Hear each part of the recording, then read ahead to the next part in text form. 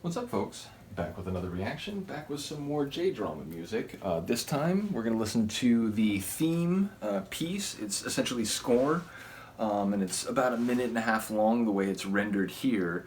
But it's the main theme from a show called Lieutenant Fukui's Greeting. And it's funny because, like, in the show, the characters other characters repeatedly, like, it's a weird name to them, like Fukui, and she's like Fukui. She like has to repeatedly indicate how to say it. Now this show is from 2014. There's a 2009 Lieutenant Fukui's Greeting. I believe that is like a one-off show, and then this series I believe was made because that had been popular, and they were like, you know what, let's do a full, like, proper show with, like 10 or 11 episodes. In terms of the content of the show, this is the main character here. She's played by Ray Dan. She is essentially the Japanese, like, female Columbo. She's a detective. She's not particularly well liked by other people in her unit, and indeed her boss is always kind of on her case for kind of not doing things in a standard way, not following protocol, not filing her reports on time, and so on. And eventually, as the show goes on, he eventually goes off on her because he's like, you keep, like, ignoring what I'm telling you to do, and so on. Now, the reality is she keeps closing cases. She keeps, because of her persistent questions, and again, that's the connection to Columbo, is that, like, not only does she keep asking a lot of questions and keep coming back to ask people more questions, but in most, I think pretty much every episode, you know as the viewer who the murderer is from the very beginning of the episode. You witness it in, like, every case. So the rest of the episode is how Fukui is going to figure out how to, get at the truth of the matter, and through her questions she does. And there's always this moment where, like, she'll meet who ultimately is the murderer as one of the people of interest, and she'll talk to them, ask some questions and whatever, and then maybe she'll come back a second time and she's maybe a little suspicious and this, and maybe the person has a pretty good alibi and they have an answer for everything. And so it'll feel like, oh man, so the killer's maybe gonna get away, like, in this scene without, like, any suspicion. And, like, Fukui will be leaving, and then she'll kind of pop her head back in and she'll be like, oh, by the way, that piece of paper that you said that, was left for you here, can I actually see that? And they'll be like, oh, I don't actually have it on me.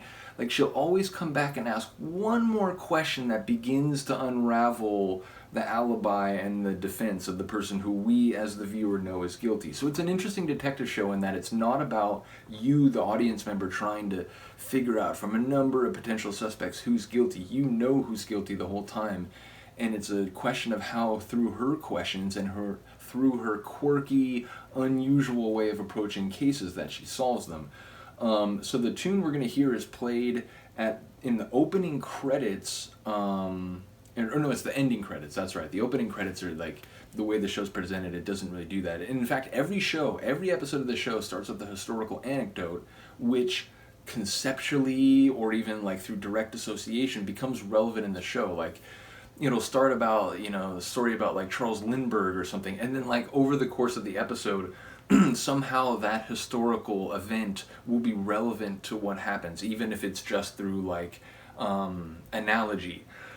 So yeah, this music plays most notably during the end credit sequence, and as just one final point about the show, every episode of this show ends, like, the moment the person is caught. It's clearly a deliberate choice. There is no epilogue. There is no follow-up. There's not even a subsequent scene where they, like, go talk to them in custody and, like, why did you do what you did? And what? Literally the moment that Fukui will kind of, like, unmask them and, like, prove beyond a reasonable doubt that it is actually them who committed the murder. And she'll say something about, like, oh, you keep saying this, but, you didn't, you betrayed your friend, or, like, whatever. Boom, the episode ends. It, like, literally there is no epilogue or follow-up. It's crazy. So, like, this music comes in right at, like, the pinnacle of every episode because there's no epilogue. So it's an interesting show. Let's get to it. This is the theme song, and the music in this show, I should say, is by Segawa Eishi. So Segawa Eishi, and this is, again, the theme from Lieutenant Fukui's Greeting 2014.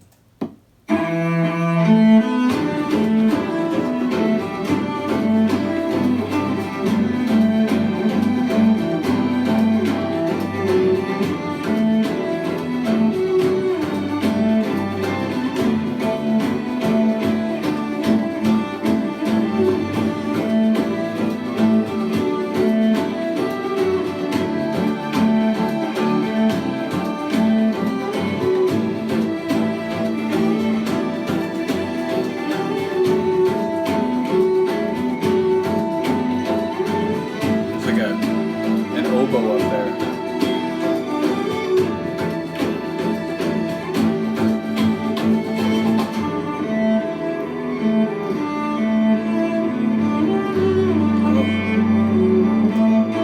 Deep bass there. It's gonna loop. I'm sort of hyper conscious because it's gonna loop. I have to play these kind of files differently. And that's it.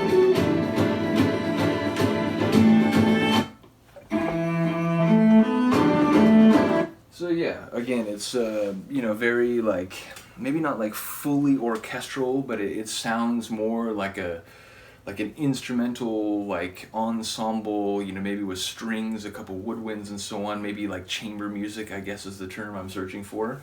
But again, it has a bit of an East Asian flair. That one, like, I think it's technically just a violin line, but it has a bit of like that sort of Eastern flair to it.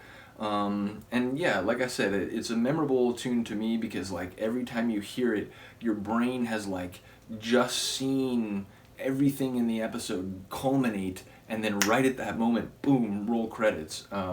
So yeah, the song, as I was listening to it, is just making me think of like, you know, at the end of every episode, right when you're sort of percolating all that you've just seen, this is what you're hearing. So it's a top show. I will admit the DVD version, which is the name of the Malaysian company that releases these, it's another example where like the first half of the show has really great subtitles, and then the back half of the show, it's still understandable. You can still know what's going on very clearly, but there are lines with broken grammar in English, and you know, the syntax or like one or two of the translations is done in a weird way. So it's not the greatest subtitles, but again, even in those cases, as with, you know, the second half of this show, it's not like you can't figure out what's going on. It's still very clear what's happening. It's just not the most elegant subtitles. But anyway, let me know what you think of the tune. Other than that, I will see you next time.